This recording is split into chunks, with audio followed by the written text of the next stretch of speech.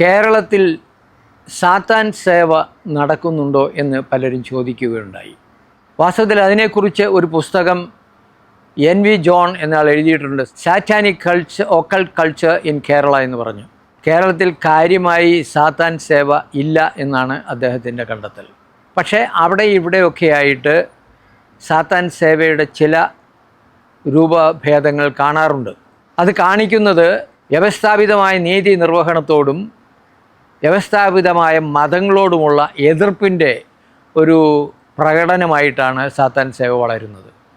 അത് കഴിവതും ചെറുപ്പക്കാരുടെ ഇടയിലും തോന്നിവാസം നടക്കാൻ ആഗ്രഹിക്കുന്നവരുടെ ഇടയിലും ലഹരി പദാർത്ഥങ്ങൾ ഉപയോഗിക്കുന്നവരുടെ ഇടയിലുമൊക്കെയാണ് അത് പ്രചരിപ്പിച്ചിട്ടുള്ളത്. രണ്ട് തരത്തിലുള്ള സാത്താൻ കൾച്ചറുണ്ട്. ഒന്ന് ചർച്ച് ഓഫ് സേറ്റൻ എന്ന് പറഞ്ഞ് ആൻ്റൺ ലെവൈൻ സ്ഥാപിച്ച ഒരു സഭയുണ്ട്, ചർച്ച് ഓഫ് സേറ്റൻ. അതിനൊരു സഭ പോലുള്ള ഒരു സംവിധാനമുണ്ട്. എല്ലാം ക്രൈസ്തവ മതത്തിൻ്റെ ചിന്താധാരകളെ അധിക്ഷേപിക്കുകയും ആക്രമിക്കുകയും ചെയ്യുന്ന രീതികളാണ് അവരുടെ രീതികളെല്ലാം. എന്നാൽ അവരുടെ പ്രധാനപ്പെട്ട 3 ഘടകങ്ങൾ പറയാം.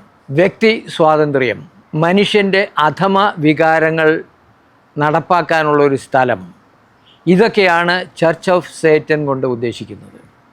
ഇതെപ്പോഴും തോന്നിവാസം നടക്കാൻ ആഗ്രഹിക്കുന്നവർക്കുള്ള ഒരു ഇടമാണ്. രണ്ടാമത്തെ സേറ്റാനിക് ടെമ്പിൾ എന്ന് പറഞ്ഞൊരു പ്രസ്ഥാനമുണ്ട്.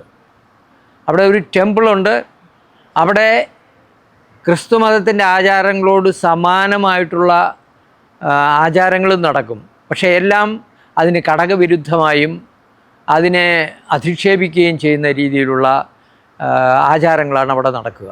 പക്ഷേ അവരുടെ പ്രധാനപ്പെട്ട തത്വങ്ങളായിട്ട് പറയുന്നതെല്ലാം ക്രിസ്തീയ തത്വങ്ങളാണ്. മനുഷ്യനോടുള്ള അനുകമ്പ, നീതിബോധം, സ്വാതന്ത്ര്യം, കാരുണ്യം, ഇതൊക്കെയാണ് ഇവരുടെ തത്വങ്ങളായിട്ട് പറയുന്നത്. പക്ഷേ ആചാരങ്ങളോട് വരുമ്പോൾ അതെല്ലാം അക്രൈസ്തവമായ, ക്രൈസ്തവ വിരുദ്ധമായ ആചാരങ്ങളാണ് അവരെല്ലാം നടത്തുന്നത്. വാസ്തവത്തിൽ കേരളത്തിൽ സാത്താൻ സേവ ഒരു അന്യമായ ചിന്തയല്ല. ഹിന്ദുക്കളുടെ ഇടയിൽ ചാത്തൻ സേവയുണ്ട്. അതുപോലെ തന്നെ മുസ്ലിംസിൻ്റെ ഇടയിൽ പോലും മന്ത്രങ്ങൾ ജപിക്കുകയും തകിടുകൾ കൊടുക്കുകയും ഇങ്ങനെയുള്ള ആഭിചാര ക്രിയകളൊക്കെ നടക്കുന്നുണ്ട്. അപ്പോൾ അങ്ങനെയുള്ള ഒരു സമൂഹത്തിൽ ഇങ്ങനെയുള്ള ഒരു രീതിക്കും കൂടെ പ്രാതിനിധ്യം ഉണ്ടായതിൽ അത്ഭുതമില്ല.